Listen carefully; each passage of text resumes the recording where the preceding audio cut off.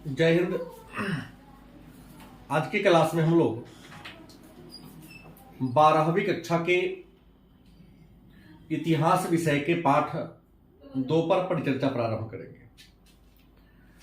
इतिहास पाठ 2 जिसका नाम है मौर्य काल से गुप्त काल तक का राजनीतिक एवं आर्थिक इतिहास। क्लास प्रारंभ करने से मैं बता दूं आपको कि पाठ 2 बहुत ही बड़ा चैप्टर है। इसमें कई छोटे छोटे टॉपिक हैं, तो पाठ 2 को हम लोग कई टॉपिक बाय टॉपिक बनाकर पढ़ेंगे और यह एक क्लास में समाप्त होने वाला चैप्टर नहीं है। और परीक्षा के दृष्टिकोण से पाठ 2 बड़ा महत्वपूर्ण है। प्रतिवर्ष यहां इस पाठ से कम से कम 25 अंक का प्रश्न निश्चित तौर पर पूछा जाता है। तो आइए प्रारंभ करते हैं पाठ 2 मौर्य काल से गुप्त काल तक का राजनीतिक एवं आर्थिक इतिहास। इस क्रम में हम लोग सबसे पहले जिस टॉपिक को पढ़ेंगे उस टॉपिक का नाम है वैदिक सभ्यता। वैदिक सभ्यता, इसका अन्य नाम है आर्य सभ्यता। तो जानते हैं कि ये वैदिक सभ्यता क्या है या वैदिक सभ्यता कहते किसे हैं और वैदिक सभ्यता को आर्य सभ्यता क्यों नाम रखा गया। तो मैं बता दूं कि वैदिक सभ्यता जिसका अन्य नाम है आर्य सभ्यता, तो वैदिक सभ्यता या आर्य सभ्यता का समय था 1500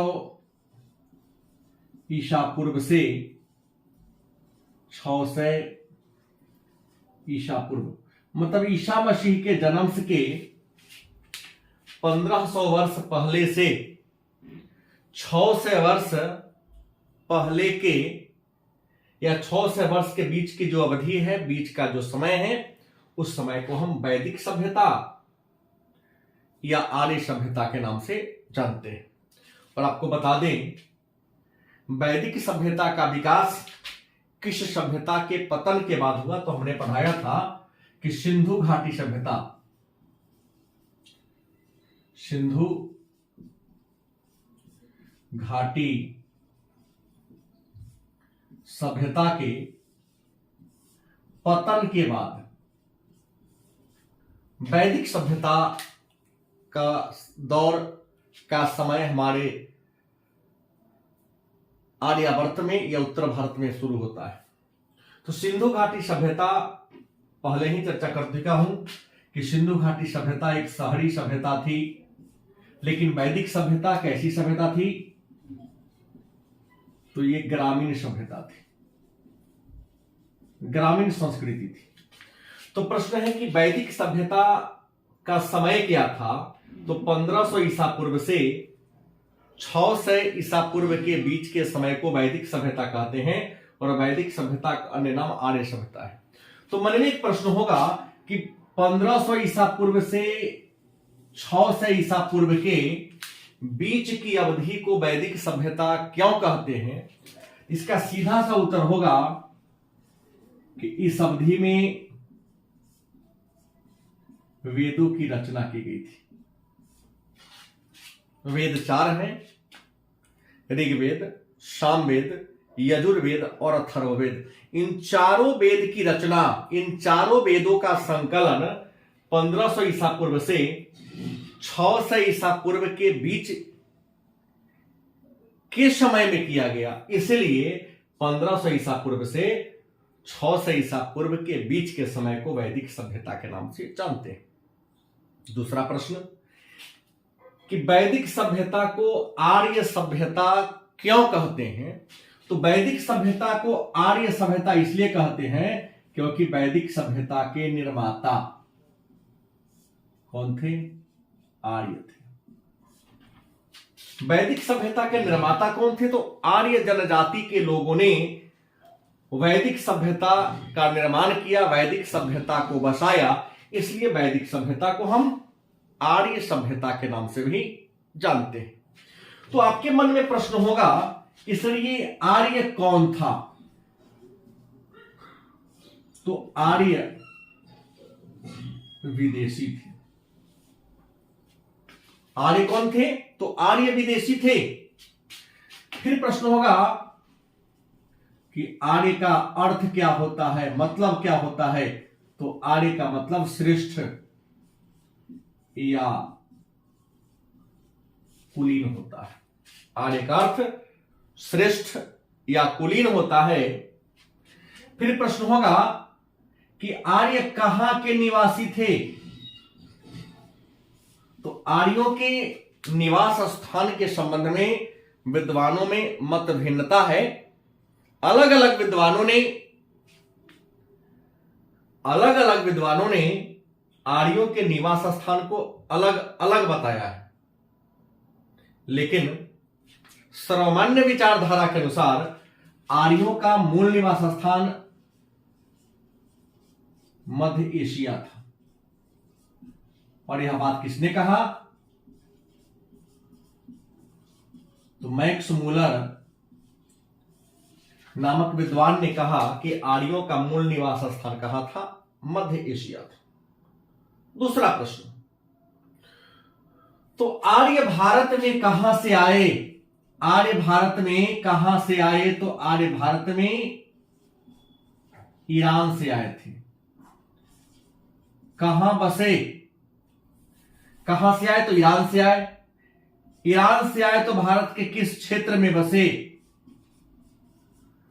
तो सप्त सैंधव क्षेत्र में बस गए। मन में प्रश्न होगा कि आर्य मध्य एशिया के निवासी थे, यह विचार मैक्स मूलर ने दिया। आर्य कहां से आया? तो ईरान से आया। आर्य भारत के किस क्षेत्र में बसे? तो सप्त सैंधव क्षेत्र, मतलब जहां पर सिंधु घाटी सभ्यता थी उसी क्षेत्र में आकर आर्य क्या हो गए? बस गए। अब मतलब होगा, मतलब कि सप्त सैंधव का मतलब क्या होता है? सप्त सैंधव का अर्थ क्या होता है? तो सिंधु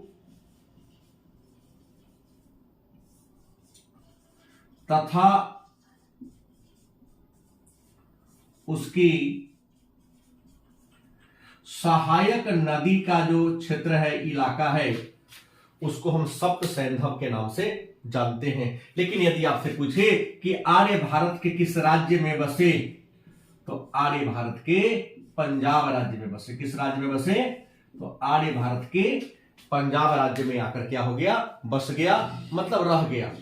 फिर अगला प्रश्न अगर कहा जाए कि आर्यों की भाषा क्या थी? तो आर्यों की भाषा संस्कृत थी। और आर्य सभ्यता कैसी थी? तो ग्रामीण थी। भाषा क्या थी? संस्कृत थी। फिर होगा कि आर्य किस भाषा समूह के थे? आर्य किस भाषा समूह के थे? तो होगा भारोपीय। भारोपीय का मतलब होता है भारतीय और यूरोप का था। फिर आर्यों का समाज कैसा था? तो आर्यों का समाज कबीलाई था। मतलब आर्य कबीला में रहते थे। कबीला का मतलब है लोगों का झुंड। कबीला का मतलब है तो लोगों के झुंड में, समूह में रहा करते थे। समूह का, कबीला का एक नेता होता था। नेता को राजन कहा जाता था। और राजा का पद कैसा था? तो राजा का पद वंशानुगत था।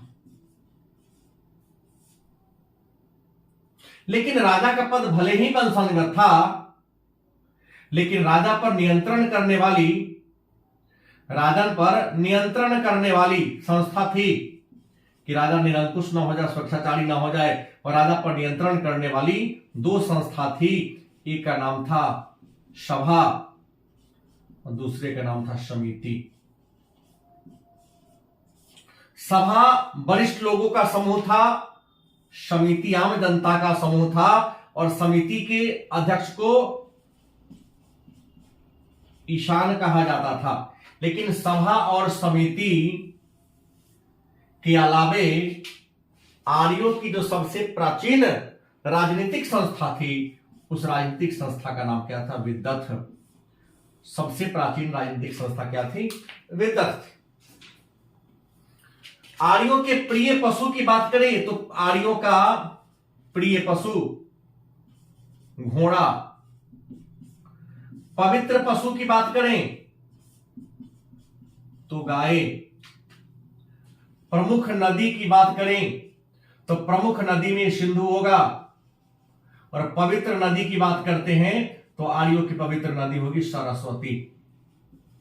और सरस्वती को नदी तमा मतलब नदियों की माता कहा जाता था। विद्वानों ने वैदिक सभ्यता की बात करें तो वैदिक सभ्यता को विद्वानों ने दो भागों में बांट दिया है। विद्वानों ने वैदिक सभ्यता को कितने भागों में बांटा है? तो विद्वानों ने वैदिक सभ्यता को दो भागों में बांटा है। एक का नाम है ऋग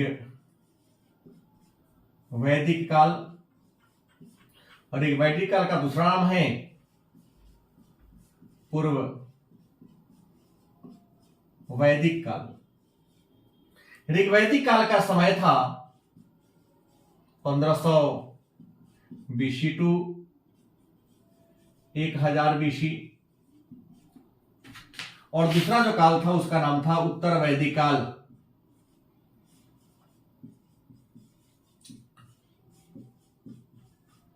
और आपको बता दें उत्तर वैदिक काल का समय था 1000 बीसी टू 600 बीसी।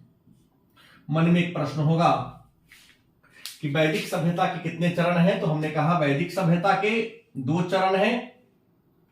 एक का नाम ऋग्वैदिक काल, दूसरा नाम पूर्व वैदिक काल। और वैदिक सभ्यता के दूसरे चरण को उत्तर वैदिक काल कहते हैं। ऋग्वैदिक काल पहला चरण है, उत्तर वैदिक काल दूसरा चरण है।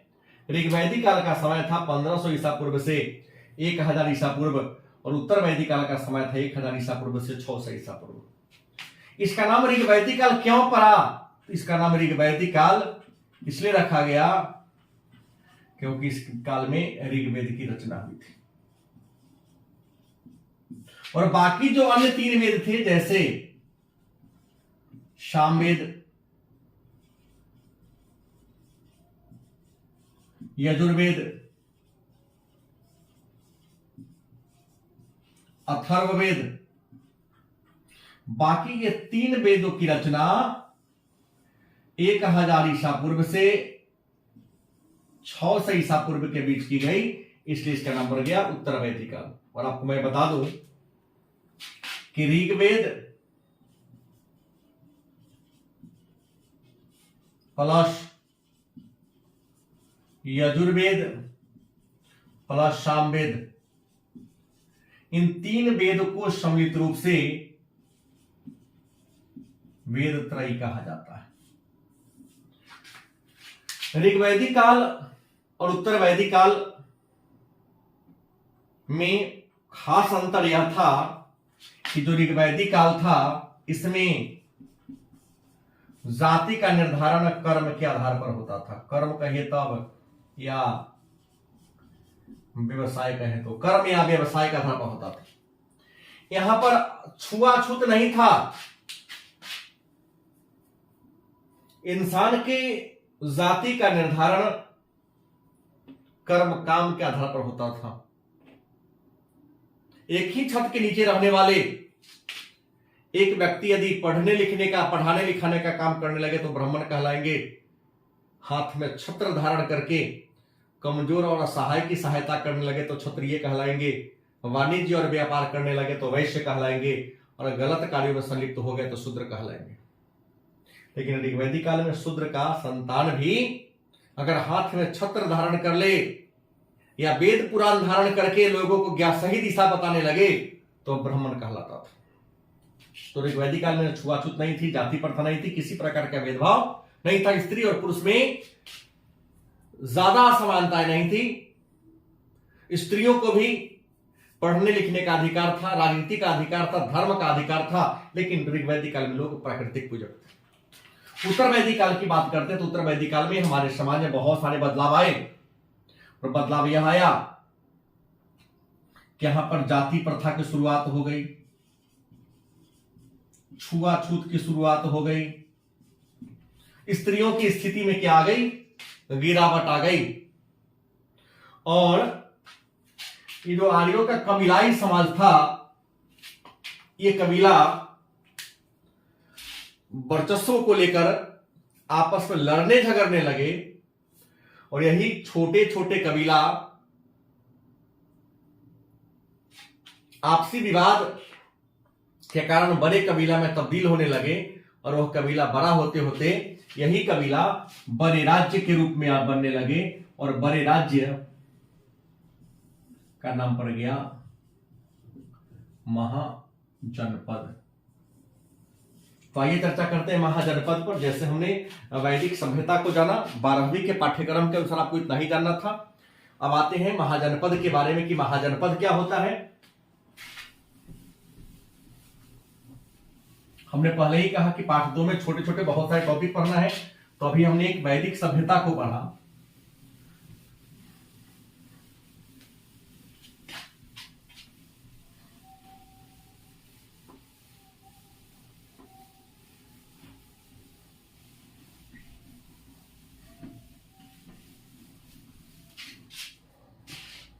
आइए पढ़ते महाजनपद को।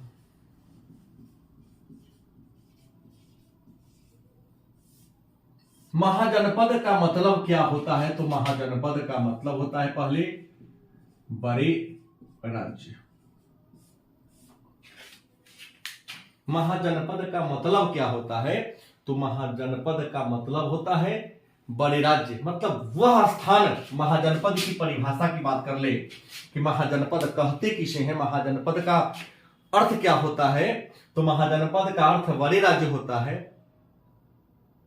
मतलब प्राचीन काल में, वैदिक काल में समाज कबीलाई था, लेकिन आपसी प्रतिस्पर्धा के कारण एक कबीला और दूसरे कबीले के बीच संघर्ष होने लगा, विवाद होने लगा, लड़ाई झगड़ा होने लगा।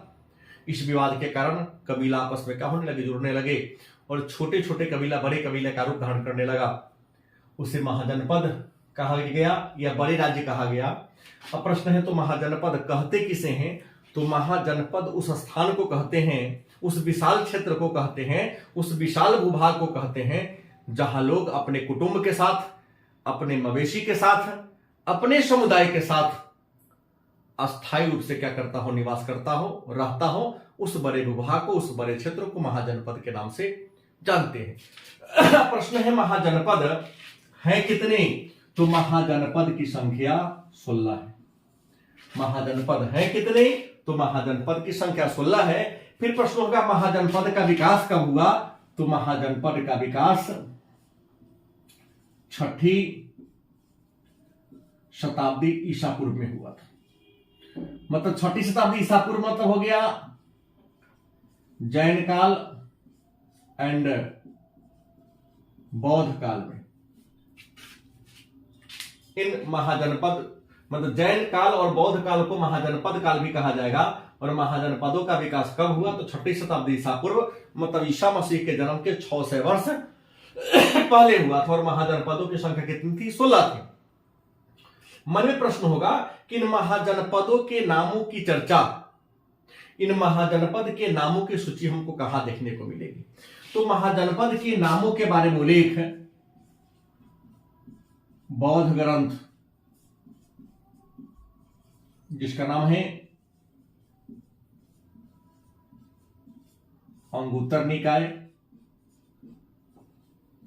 और दूसरा है जैन ग्रंथ, नाम है भागवती सूत्र।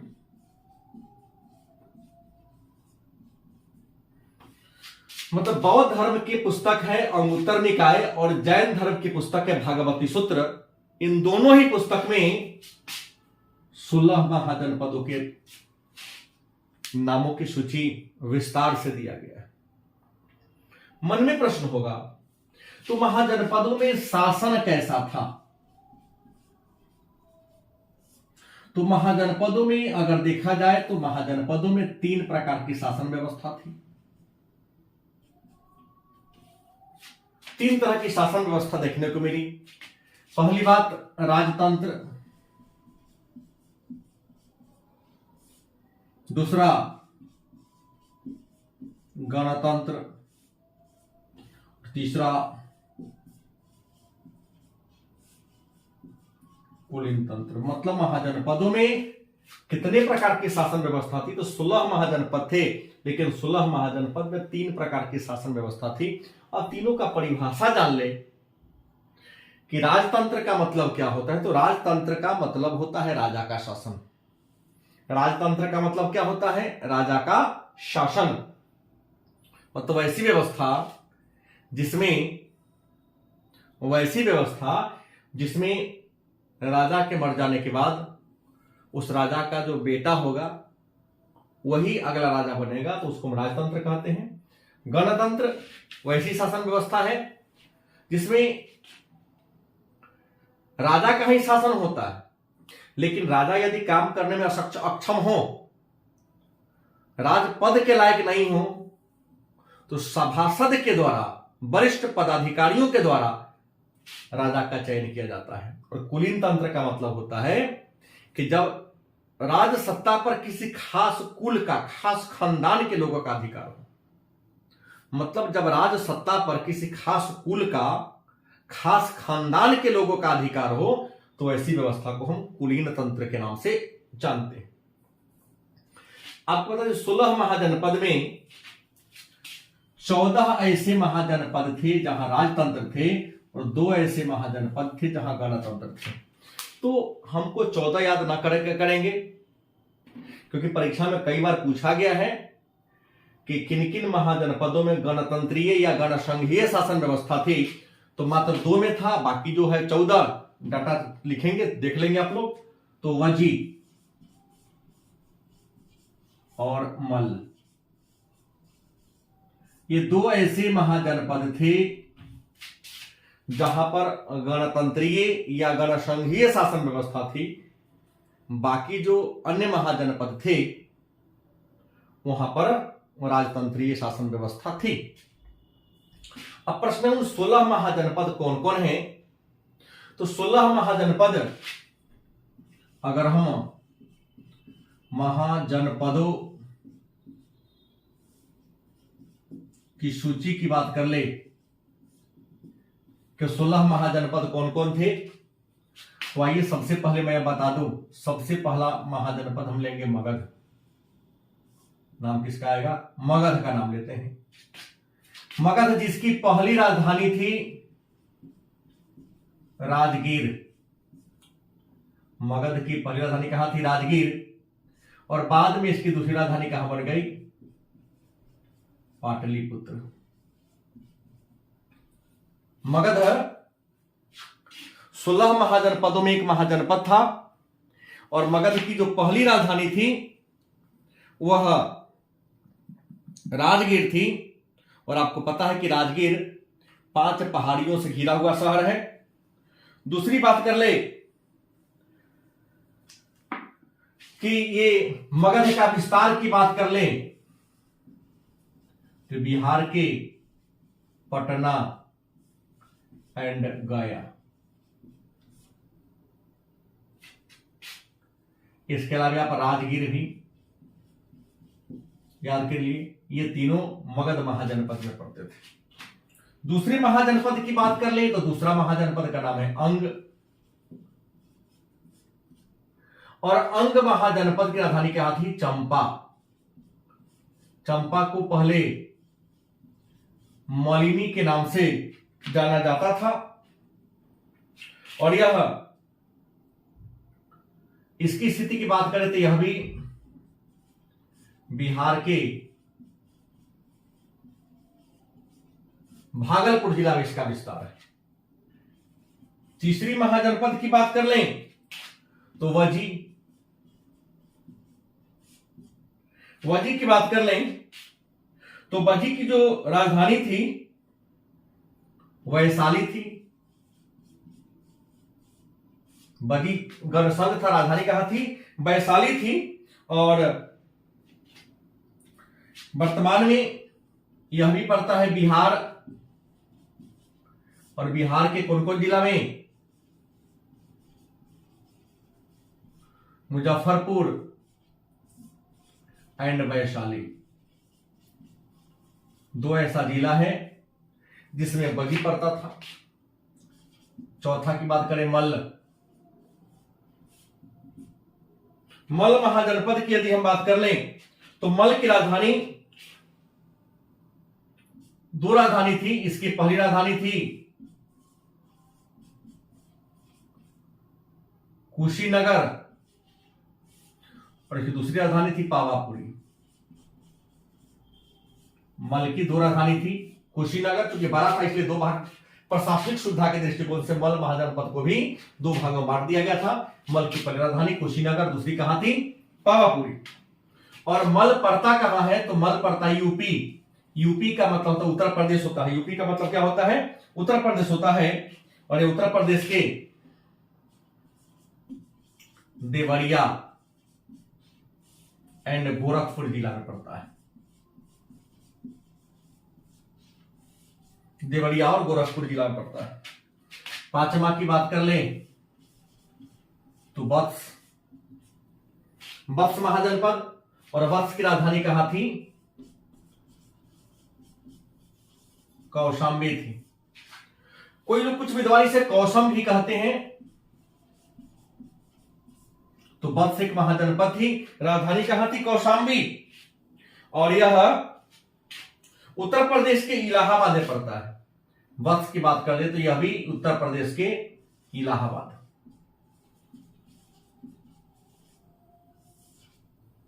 उत्तर प्रदेश का जो इलाहाबाद जिला का क्षेत्र है वो पड़ता है।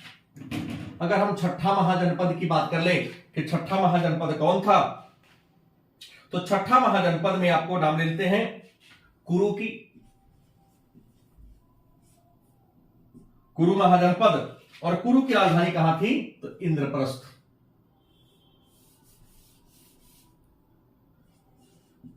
इंद्रप्रस्थ। और इंद्रप्रस्थ पड़ता कहां है? तो इंद्रप्रस्थ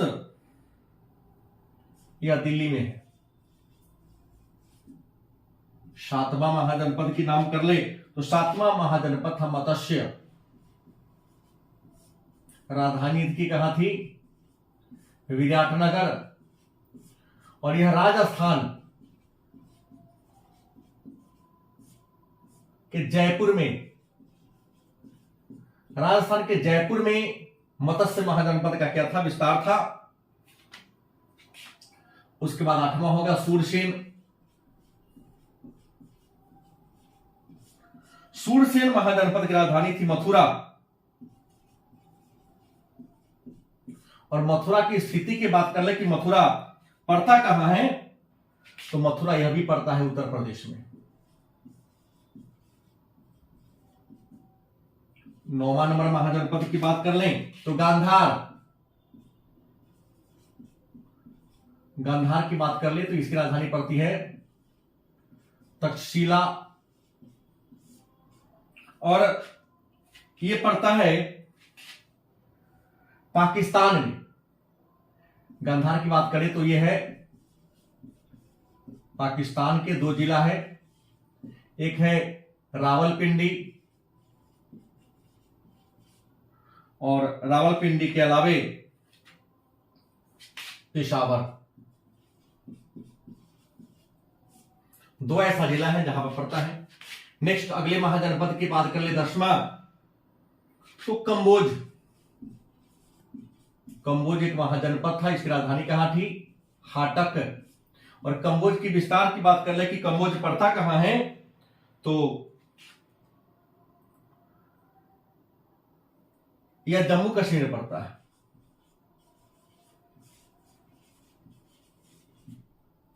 ग्यारहवां नंबर महाजनपद की यदि बात कर लें तो अशमक,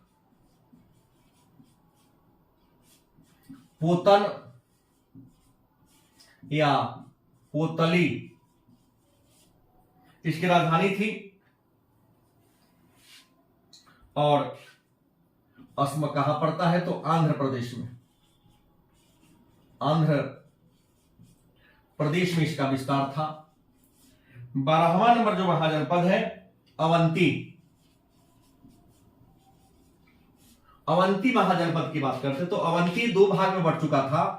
अवंती एक नदी के कारण दो भाग में बट गया था, एक उत्तरी अवंती, दूसरा दक्षिणी अवंती। उत्तरी अवंती की राजधानी कहां थी? उज्जैन, और दक्षिणी की थी महिष्मती।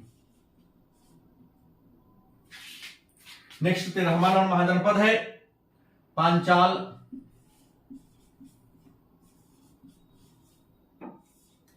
और पांचाल भी दो भाग में बटा था, उत्तरी पांचाल और दक्षिणी पांचाल। उत्तरी पांचाल की राजधानी की अगर बात कर लें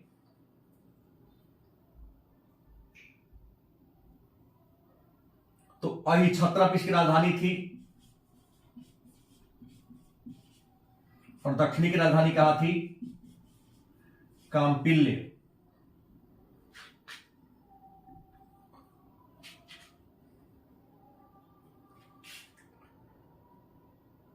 यह भी यूपी में पड़ता है। नेक्स्ट महाजनपद की बात कर लें तो आइए थोड़ा इसके बाद मिटा दें, फिर आगे का नाम लिखा जाए।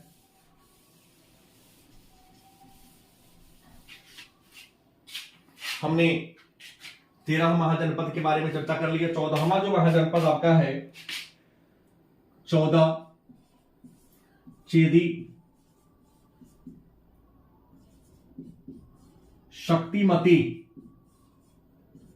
या सोथीमती इसकी राजधानी है, और यह उत्तर प्रदेश के यूपी के बुलंदशहर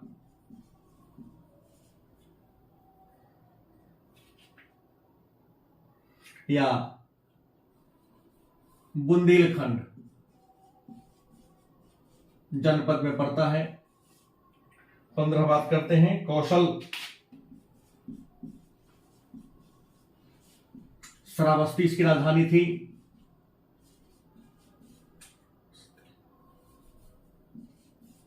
और यह यूपी के अयोध्या में पड़ता है। और 16वां नंबर जो महाजनपद है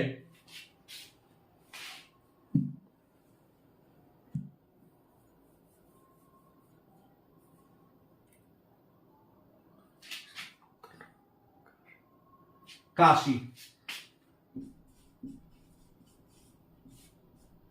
वाराणसी या प्रयागराज इसकी राजधानी थी, और काशी भी कहां पड़ता है? यूपी में पड़ता है। तो हमने कहा 6वीं शताब्दी ईसा पूर्व में 16 बड़े बड़े राज्य का प्रादुर्भाव हुआ, 16 बड़े बड़े राज्य की स्थापना हुई। उन 16 बड़े राज्य को महाजनपद कहा गया। महाजनपद का डिफिनेशन, परिभाषा हमने दिया कि महाजनपद उस विशाल भूभाग को कहते हैं जहां लोग अपने मवेशी के साथ, अपने समुदाय के साथ, अपने कुटुंब के साथ निवास करते हैं। और महाजनपदों के बारे में चर्चा बौद्ध धर्म की पुस्तक अंगुत्तर निकाय और जैन धर्म की पुस्तक भागवती सूत्र में मिलता है। महाजनपद 16 में मगध जिसकी पहली राजधानी राजगीर, दूसरी पाटलिपुत्र, और यह बिहार के पटना गया में पड़ता है। अंग की राजधानी चंपा थी, प्राचीन नाम मलिनी, और अंग भी बिहार के भागलपुर में पड़ता है। बजी राजधानी थी वैशाली, या बिहार के मुजफ्फरपुर और वैशाली में पड़ता है। मल की राजधानी थी कुशीनगर, दूसरी थी पावापुरी, और मल महाजनपद भी उत्तर प्रदेश के देवरिया और गोरखपुर में पड़ता है। वत्स की राजधानी कौशाम्बी या कौसम था जो उत्तर प्रदेश के इलाहाबाद में पड़ता है। कुरु की राजधानी इंद्रप्रस्थ जो दिल्ली में है। मत्स्य की राजधानी विराटनगर जो राजस्थान के जयपुर में पड़ता है। सूरसेन का मथुरा जो यूपी में है। गांधार का तक्षशिला जो पाकिस्तान में पड़ता है, रावलपिंडी और पेशावर जिला में। कंबोज का हाटक, अशमक का पोतन या पोतली। अवंती दो भाग में बटा हुआ था, अवंती उत्तरी अवंती उज्जैन, दक्षिणी अवंती महिष्मती। और पांचाल भी दो भाग में बटा था, पांचाल को उत्तरी पांचाल का अहिछत्रप और दक्षिणी का कांपिल्य। 14वां नंबर महाजनपद चेदी, राजधानी थी शक्तिमती या सोथीमती।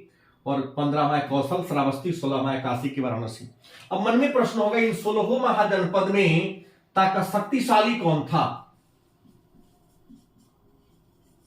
सबसे ताकतवर कौन था? तो 16 महाजनपद में अगर सबसे ज्यादा ताकतवर था तो वह था मगध। 5 अंक का प्रश्न कई बार पूछा जा चुका है कि इन 16 महाजनपद में सबसे अधिक ताकतवर कौन था? तो सबसे अधिक ताकतवर मगध था। इसके पीछे कारण क्या था? तो आपको बता दें, मगध की पहली राजधानी कहां थी? राजगीर। और आप अगर राजगीर आप घूमने गए हैं तो राजगीर 5 पहाड़ियों से घिरा हुआ है। राजगीर के चारों ओर से 5 पहाड़ियां है, जो सुरक्षा के दृष्टिकोण से बड़ा महत्वपूर्ण है। दूसरा कारण ताकतवर होने का कि मगध की दूसरी राजधानी कहां थी? पाटलिपुत्र। पाटलिपुत्र को जलदुर्ग भी कहा जाता है, क्योंकि पाटलिपुत्र के चारों ओर से 3 बड़ी बड़ी नदियां बहती है, गंगा, सोन और गंडक। और यह नदी दुर्ग का काम करती थी। तीसरा ताकतवर कारण कि मगध की मिट्टी बड़ा उपजाऊ थी, जहां बड़े पैमाने पर अनाज का उत्पादन होता था। इसके ताकतवर होने का चौथा कारण कि मगध के पास जंगल का बहुत बड़े पैमाने पर था, और जंगल में हाथी मिलते थे। और पहले के समय राजा लोग अपने सेना में हाथी को रखा करते थे, जो हाथी की दुश्मन राजा के किला को तोड़ने में सहायता करते थे। इसके ताकतवर होने का अगला कारण कि मगध के पास लोहा के पर्याप्त मात्रा में अयस्क थे, और लोहा के अयस्क को गलाने के लिए कोयला भी था, जिस कारण बड़े पैमाने पर रथ, युद्ध के लिए तीर, भाला, फरसा, कवच, ढाल निर्माण होता था। कृषि के लिए औजार बनते थे, घोड़ा का नाल बनता था। और सबसे महत्वपूर्ण कारण था कि मगध में जो भी राजा हुए, प्रतापी राजा हुए, चाहे वह जरासंध रहा हो, घनानंद रहा हो, अशोक रहे हों, या समुद्रगुप्त हुए हों, मगध के राजा भी एक से बढ़कर एक प्रतापी हुए हैं। यही कारण था कि 16 महाजनपद में सबसे अधिक ताकतवर कौन हुआ? मगध। और अंतिम रूप से इसमें से अधिकांश महाजनपदों का विलय मगध में कर लिया गया। आइए अगला टॉपिक पर चर्चा करते हैं। जैसे इससे पहले हम लोगों ने वैदिक सभ्यता और महाजनपद के बारे में चर्चा किया है। अभी जो अगला टॉपिक पढ़ेंगे, इसका नाम है अभिलेख।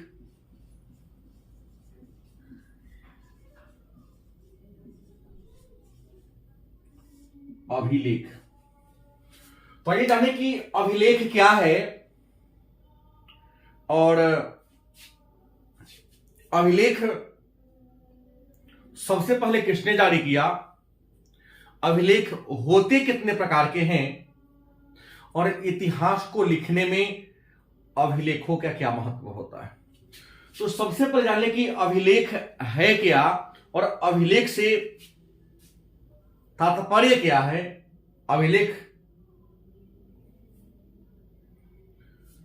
तो सबसे पहले जान लें कि अभिलेख राजा के द्वारा जारी किया गया एक प्रकार का आदेश होता है। प्राचीन काल में जब विज्ञान और प्रौद्योगिकी का विकास ज्यादा नहीं हो पाया था, समाचार पत्र, टेलीविजन, रेडियो, विज्ञापन के इन साधनों का प्रादुर्भाव नहीं हुआ था, तो उस समय शासकों के द्वारा, राजा महाराजा के द्वारा अपनी उपलब्धियों को बड़े बड़े पत्थरों पर, मिट्टी के बर्तनों पर, सिक्का पर, तारपत्र पर लिखवाया या खुदवाया जाता था। तो शासकों के द्वारा अपने शासन काल की उपलब्धियों को पत्थर, मिट्टी के बर्तन, सिक्का या धातु के चदरा पर अपने आदेश या उपलब्धियों को लिखवाना अभिलेख कहलाता है। अब प्रश्न है, तो अभिलेख राजा के द्वारा जारी किया गया एक प्रकार का आदेश है। राजा के द्वारा पत्थर पर या ताम्रपत्र पर या सिक्का पर या मिट्टी के बर्तन पर अपने उपलब्धियों को लिखवाया जाने की एक प्रक्रिया है। तो सबसे पहला प्रश्न होगा कि अभिलेख जारी करने वाला विश्व का पहला राजा कौन था। तो अभिलेख को जारी करने वाला विश्व का सबसे पहला राजा था दारा प्रथम, जो ईरान में हखामनी वंश का शासक था। ईरान में हखामनी वंश का एक शासक थे, दारा प्रथम। इसने ही सबसे पहले अभिलेख को जारी किया था।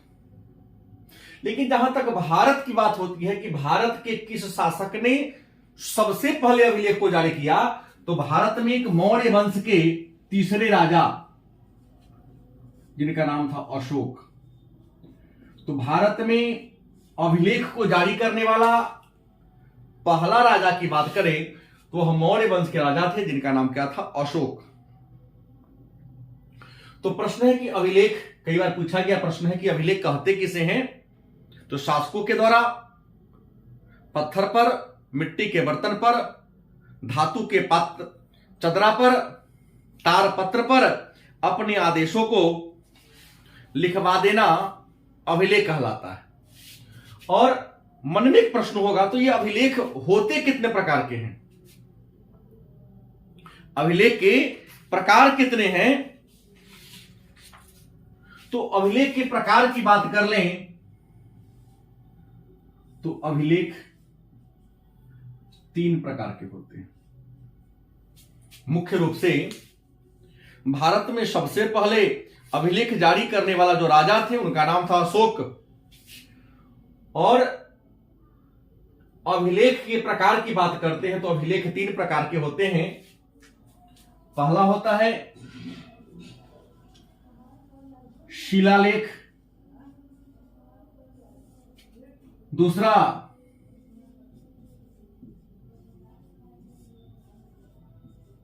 स्तंभ लेख, तीसरा गुहा लेख। तो अभिलेख के प्रकार कितने हैं, अभिलेख कितने प्रकार के होते हैं? तो अभिलेख 3 प्रकार के होते हैं। पहला शिलालेख। शिला का मतलब होता है पत्थर, शिला का मतलब क्या होता है, पत्थर। लेख मतलब लिखना, लेख मतलब क्या होता है, लिखना। मतलब एक बड़े सा पत्थर का टुकड़ा है, बड़े से पत्थर के टुकड़ा पर या बड़े से पत्थर पर जब राजा के द्वारा आदेश को लिखवा दिया जाता है तो बड़े पत्थर पर लिखवाए आदेश को शिलालेख कहते हैं। और शिलालेख जारी करने वाला भारत का पहला राजा अशोक था। और अशोक के शिलालेखों की संख्या कितनी है, 14। और 14 शिलालेख, अलग अलग शिलालेख पर अलग अलग बातों का उल्लेख है। जैसे पहले शिलालेख पर पशु बलि की निंदा की गई है। अशोक के शिलालेख कितने हैं, 14। इसमें जो पहला शिलालेख है उसमें पशु बलि की निंदा की गई है, रोक लगाया गया है अशोक ने। दूसरा जो शिलालेख है, शिलालेख संख्या जो दूसरा है, उस पर अशोक का किन किन विदेशी राज्यों के साथ रिलेशन था, किन किन विदेशी राज्यों के साथ संबंध था, उसके बारे में चर्चा है। तीसरा शिलालेख में धम्म प्रचार के बारे में चर्चा है। चौथा शिलालेख में धर्म के उपदेश के बारे में चर्चा है। 5वां नंबर का जो शिलालेख है उसमें धर्म महामात्र के कार्यों का उल्लेख है। 6ठा नंबर शिलालेख में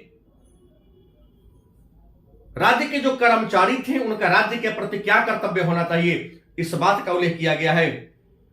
7वां नंबर के जो शिलालेख हैं उसमें धार्मिक दृष्टिकोण का, कि अशोक का धार्मिक दृष्टिकोण था, अशोक ने जो धार्मिक यात्राएं किया, क्यों किया, इस बारे में चर्चा है। 8वां शिलालेख में इस बात का उल्लेख है कि अशोक ने धर्म यात्रा क्यों किया और किन किन स्थानों का यात्रा किया, उसके बारे में चर्चा है। 9वां शिलालेख में अशोक ने लिखवाया है कि समारोह के अवसर पर, चाहे शादी हो, विवाह हो, जो व्यर्थ के लोग खर्च करते हैं, ज्यादा जो खर्च करते हैं, अशोक ने कहा वो व्यर्थ है। किसी भी समारोह पर आवश्यकता से ज्यादा खर्च करना जायज नहीं है। 10वां नंबर शिलालेख में धर्म के प्रति अनुरक्त बनना, मतलब अपने आप को लगा देना ही सच्ची कृति कहलाता है। और 11वां नंबर शिलालेख में अशोक ने कहा, लिखवाया है कि हर इंसान को जीवन में सफल होने के लिए, लोगों के बीच प्रेम और भाईचारा की भावना को विकसित करने के लिए अपने वाणी पर, अपने आवाज पर नियंत्रण रखना चाहिए। 12वां नंबर शिलालेख में धार्मिक सहिष्णुता पर अशोक ने बल दिया है। और 13वां नंबर शिलालेख में कलिंग विजय के बारे में चर्चा है। और 14वां नंबर शिलालेख में शिलालेख को लिखवाने के उद्देश्य के बारे में चर्चा किया है। तो मैंने कहा अभिलेख का परिभाषा दिया, और अभिलेख 3 प्रकार का, जिसमें शिलालेख जिसकी संख्या 14 है। दूसरा स्तंभ लेख, स्तंभ जिसे हिंदी में खंभा कहते हैं, अंग्रेजी में पिलर कहते हैं। तो पत्थर का एक खंभा, और इसी पर अशोक ने जो लिखवा दिया। तो पत्थर के खंभा पर, पत्थर के पिलर पर अशोक ने जो आदेश खुदवा दिया, जो आदेश लिखवा दिया, उसी को स्तंभ लेख कहते हैं। और मैं आपको बता दूं कि अशोक के स्तंभ लेखों की संख्या 6 है, जो 7 अलग अलग 6 है जो अलग अलग स्थानों से मिला। इसमें स्तंभ लेख में जो सबसे बड़ा है वह सारनाथ का है, जो उत्तर प्रदेश के सारनाथ में है। और इसी के ऊपर सारनाथ का जो स्तंभ लेख, उसी के शीर्ष पर 4 बाघ आपस में पीठ सटा के बैठा हुआ है। उसी को भारत सरकार ने राज चिन्ह के रूप में अपना लिया, अशोक का स्तंभ जिसको कहते हैं। और सबसे जो छोटा है रूमेंदेई का है। और गुहा लेख, तो गुहा प्लस लेख, गुहा मतलब गुफा, लेख मतलब लिखना। अशोक ने बिहार के गया जिला में बराबर की पहाड़ी में गुफा के अंदर भी कुछ आदेश लिखवा दिया। तो अशोक के द्वारा गुहा के अंदर लिखवाए गए आदेश को गुहालेख कहते हैं। गुहालेख की संख्या 3 है, और यह गुहालेख कहां है? तो बिहार के गया जिला के बराबर की पहाड़ी में। इन गुहालेखों का नाम है सुदामा की गुफा, कर्ण की चौपर, विश्व की झोपड़ी। तो हमने जाना कि अभिलेख प्राचीन काल में राजाओं के द्वारा अपने कृति और उपलब्धियों को पत्थर, मिट्टी के बर्तन या सिक्का पर जो लिखवा दिया उसी को अभिलेख कहते हैं। 3 प्रकार के होते हैं। विश्व में सबसे पहले अभिलेख दारा प्रथम ने जारी किया था। दारा प्रथम ईरान के राजा थे जो हखामनी वंश के थे। भारत में सबसे पहले अभिलेख मौर्य वंश के राजा अशोक ने जारी किया था। और अभिलेखों का अध्ययन अभिलेख शास्त्र कहलाता है। और भारत का पहला अभिलेख शास्त्री हल्ट जैक थे, जो कहां के थे? जर्मनी के। अब भारत में सबसे पहले अभिलेख जारी करने वाला जो राजा थे वह अशोक थे। तो मन में एक प्रश्न होगा कि अशोक जारी किया सबसे पहले अभिलेख, तो एक नया टॉपिक होगा अभिलेखों का पढ़ा जाना। अभिलेखों का पढ़ा जाना मतलब अशोक के अभिलेख को सबसे पहले किसने पढ़ा? तो सबसे पहले बता दो कि पढ़ने से पहले हम खोज की बात करते हैं कि अशोक के अभिलेख की खोज कब की हुई। तो अशोक के अभिलेख की खोज 1750 ईस्वी में ट्रिफेनथलर नामक एक व्यक्ति ने किया था। लेकिन जहां तक पढ़ने की बात है तो अशोक के अभिलेख को पढ़ा किसने? तो जेम्स प्रीशेप नामक व्यक्ति ने 1837 ईस्वी में अशोक के अभिलेख को पढ़ा था। मतलब अभिलेखों का पढ़ा जाना। तो अशोक के अभिलेख की खोज की बात करें तो 1750 ईस्वी में ट्रिफेनथलर ने किया था। लेकिन अभिलेख, अशोक के अभिलेख की खोज पढ़ा किसने पहले? तो अशोक के अभिलेख को पढ़ा था जेम्स प्रीशेप 1837 में। और जेम्स प्रीशेप एक अंग्रेज था जो इंडिया में टकसाल के कर्मचारी थे। टकसाल उस स्थान को कहते हैं जहां पर सिक्का को क्या किया जाता है? ढाला जाता है। अब प्रश्न है कि कैसे इस विद्वानों ने पता लगाया कि जो अभिलेख है वह अशोक का ही है। तो अधिकांश अभिलेखों पर एक बात लिखा गया है, देवानाम प्रियदर्शी। अधिकांश अभिलेखों पर क्या लिखा गया है? देवानाम प्रियदर्शी। दूसरा राजा लिखा गया है। लेकिन कुछ ऐसे अभिलेख हैं जैसे मास्की, गुर्जरा, नेवतुर, उडेन गोलम, ये 4 ऐसे अभिलेख हैं जहां अशोक के व्यक्तिगत नाम अशोक का उल्लेख है। तो अशोक के 4 अभिलेख मास्की, गुर्जरा, नेवतुर और उडेन गोलम पर अशोक का नाम मिलता है। बाकी सभी अभिलेखों पर अशोक का नाम क्या मिलता है? देवाराम प्रियदर्शी, देवताओं का प्रिय राजा अशोक। और अब प्रश्न पूछा गया है कि किस भारतीय शासक को देवानाम प्रियदर्शी कहते हैं? तो अशोक को कहते हैं। तो अशोक नाम से क्लियर हो जाता है, पता चल जाता है कि यह अभिलेख किसका है? अशोक का है। फिर प्रश्न होगा तो अभिलेखों की भाषा क्या थी? अशोक ने जो अभिलेख लिखवाया, तो अशोक का जो अभिलेख था उस अभिलेख को किस भाषा में लिखा गया था? तो अभिलेखों की अगर हम भाषा की बात करें तो सबसे पहले बता दें कि मौर्य काल में लिपि की बात करें तो मौर्य काल की जो लिपि थी वह ब्राह्मी थी। और भाषा की बात करें तो प्राकृत थी। मतलब मौर्य वंश के शासकों की राजकीय लिपि ब्राह्मी, राजकीय भाषा क्या थी? प्राकृत थी। लेकिन अशोक का साम्राज्य बहुत विस्तृत था, बहुत लंबे क्षेत्र में, कर्नाटक से लेकर अफगानिस्तान तक फैला हुआ था अशोक का राज्य। असम के कामरूप से लेकर गुजरात तक फैला हुआ था, नेपाल तक अशोक के साम्राज्य की सीमा थी। लेकिन अशोक के अधिकांश अभिलेख की लिपि क्या थी? ब्राह्मी थी। और भाषा क्या थी? प्राकृत थी। लेकिन उत्तर एंड पश्चिम भारत की बात करते हैं तो यहां खरोष्ठी और यूनानी, जिसको आर्मेइक, अशोक के अधिकांश अभिलेखों की लिपि ब्राह्मी थी, भाषा तो सबकी प्राकृत थी। लेकिन कुछ ऐसे अभिलेख हैं जैसे भारत के उत्तर पश्चिम सीमा पर जहां खरोष्ठी लिपि, यूनानी लिपि और आर्मेइक लिपि में देखने को मिला है। लेकिन कुछ ऐसे स्थान हैं जहां एक ही पत्थर पर 2 भाषा में अभिलेख मिला है, जैसे सार-ए-कुना। सार-ए-कुना की बात करते हैं तो सार-ए-कुना जो अफगानिस्तान में है, यहां पर 2 भाषाओं वाला क्या मिला है? अभिलेख मिला है। अब अभिलेख की बात तो हमने ये जान लिया कि अभिलेख प्राचीन काल में राजा महाराजा के द्वारा अपने उपलब्धियों और अपने कृतियों को दिखाने के लिए पत्थर पर,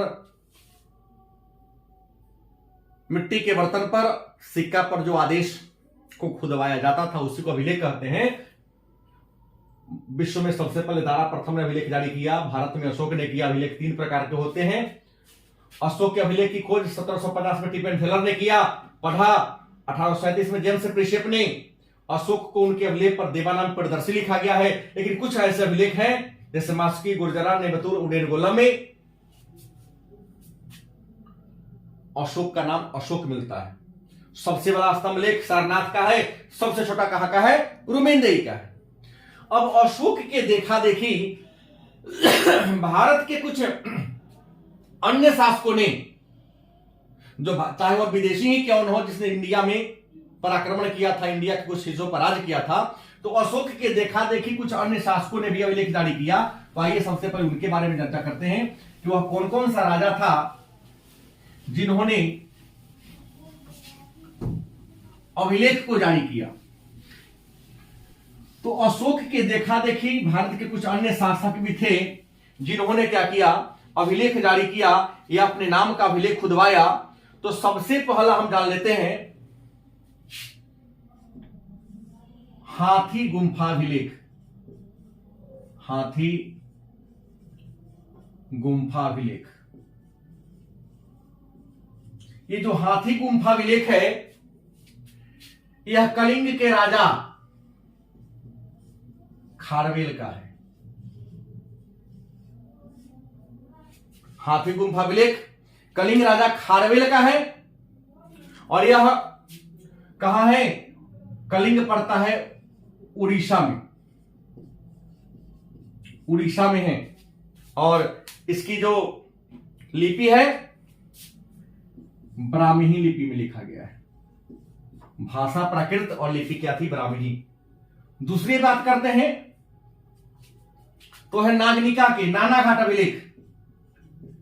नानाघाट अभिलेख और नानाघाट अभिलेख जो महाराष्ट्र के पूना में है और यह सातवाहन वंश की महारानी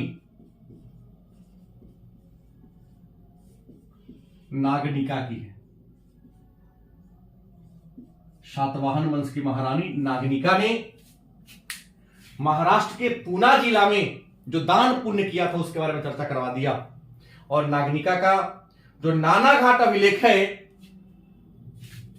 इस अभिलेख की लिपि भी क्या है? ब्राह्मी लिपि में लिखा गया। इसके बाद तीसरा आता है जूनागढ़ अभिलेख। और जूनागढ़ अभिलेख आपको बता दें गुजरात में है। किस राज्य में है? गुजरात के जूनागढ़ में है। किसका है? तो शक वंश के महान राजा रुद्रदामन का है। और रुद्रदामन ने जिस अभिलेख को लिखवाया था, यह इस अभिलेख की लिपि भी क्या है? ब्राह्मी लिपि में ही लिखा गया है। और इस जूनागढ़ अभिलेख की एक खासियत है, किसमें सुदर्शन झील के इतिहास का चर्चा है। सुदर्शन झील जो गुजरात के उर्जंत पर्वत से निकलने वाले दो नदी स्वर्ण सिकता और पलाशनी के पानी को रोककर बनाया गया था चंद्रगुप्त मौर्य के काल में। तो पूरे सुदर्शन झील के इतिहास का वर्णन जूनागढ़ अभिलेख में। इसी जूनागढ़ अभिलेख से यह पता चलता है कि सुदर्शन झील का बांध टूट गया था, तो रुद्रदामन ने अपने निजी खर्च से उस बांध के मरम्मत को कराने का काम किया था। चौथा की बात करते हैं, वह है शीनकोट प्रस्तर मंजूषा अभिलेख। शीनकोट प्रस्तर मंजूषा अभिलेख और सीटकोट प्रस्तर मंजूषा अभिलेख यह गोंडो फर्नीज का है।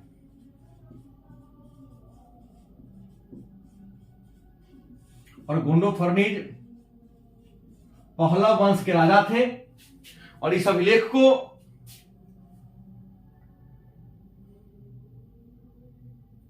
खरोष्ठी लिपि में लिखा गया है। लिपि क्या है? खरोष्ठी। पांचवा शासक जिसने अभिलेख लिखवाया, तख्त एबाही।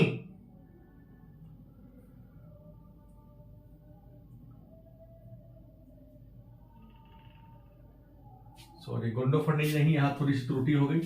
शीनकोट प्रस्तर मंजूषा अभिलेख ये मीनांडर का है। और मीनांडर क्या था? यूनानी था।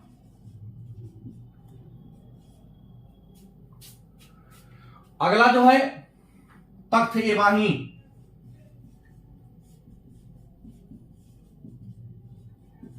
तख्त एबाही प्रस्तर अभिलेख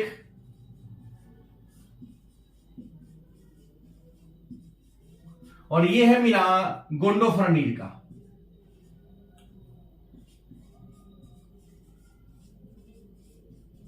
और ये पहलव वंश के क्या थे? राजा थे। और इसको ब्राह्मी लिपि में लिखा गया है। छठा अभिलेख सुई विहार ताम्रपत्र।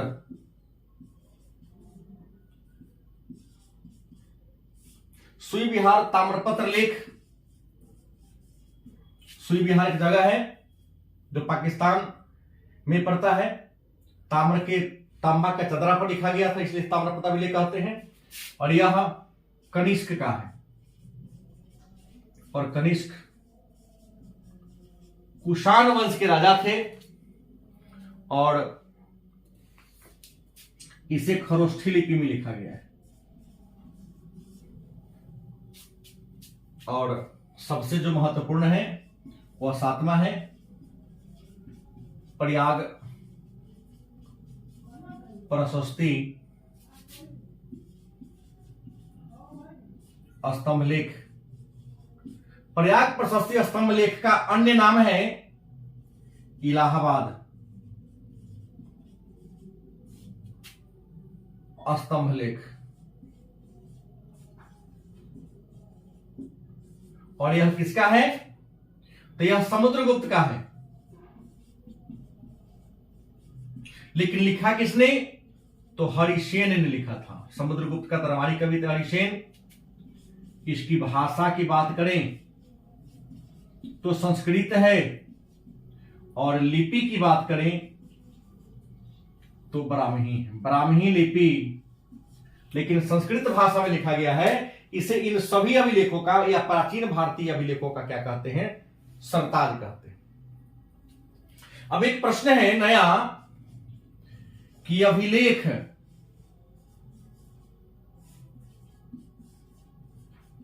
इतिहास के द्वार खोलते हैं।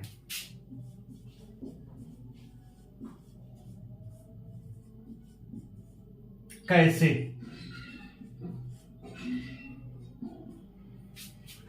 अभिलेख इतिहास के द्वार खोलते हैं कैसे? तो आइए जानते हैं कि अभिलेख इतिहास के द्वार खोलते हैं। तो अभिलेख का परिभाषा हमने दिया था कि प्राचीन काल में शासकों के द्वारा, राजा महाराजा के द्वारा अपने उपलब्धियों को दिखाने के लिए, अपने उपलब्धियों को गिनवाने के लिए पत्थर पर, तारपत्र पर, मिट्टी के बर्तन पर या सिक्का पर जो आदेश खुदवा दिया जाता था, जो लेख लिखवा दिया जाता था, उसे अभिलेख कहते हैं। तो अभिलेख शासकों के द्वारा, राजा महाराजाओं के द्वारा जारी किया जाता था। और मैं बता दूं कि राजा महाराजा इन अभिलेखों में अपने उपलब्धियों को लिखवाते थे, अपने शासन व्यवस्था के बारे में लिखवाते थे, जीवन की गतिविधियों को लिखवाते थे, जनता की स्थिति के बारे में लिखवाते थे, शासन व्यवस्था के तौर तरीका के बारे में लिखवाते थे, खेतीबाड़ी, टैक्स, व्यापार, इन सारी गतिविधियों को लिखवाते थे। तो अभिलेख पर चूंकि प्राचीन शासकों ने शासन के सभी एक्टिविटी, क्रियाकलाप को लिखवाते थे, इसलिए विद्वान कहते हैं कि अभिलेख इतिहास के द्वार खोलते हैं। क्योंकि अभिलेख को पढ़कर प्राचीन वंश काल में जो जितने भी राजा महाराजा थे उनके बारे में हम पूरी जानकारी हासिल कर लेते हैं, जानकारी प्राप्त कर लेते हैं। इसलिए कहते हैं अभिलेख इतिहास के द्वार खोलते हैं। चाहे इतिहास लेखन में अभिलेखों का महत्वपूर्ण स्थान है। तो आज के क्लास में इतना ही। इससे आगे के टॉपिक पर चर्चा, हमने कहा ये 2 पाठ चल रहा है, और पिछले क्लास के प्रारंभ में भी हमने कहा था कि 2 पाठ को समाप्त करने में हमें 3-4 लेक्चर लगेंगे। इसके आगे के बारे में चर्चा कल के क्लास में करेंगे। आज के लिए इतना ही। धन्यवाद।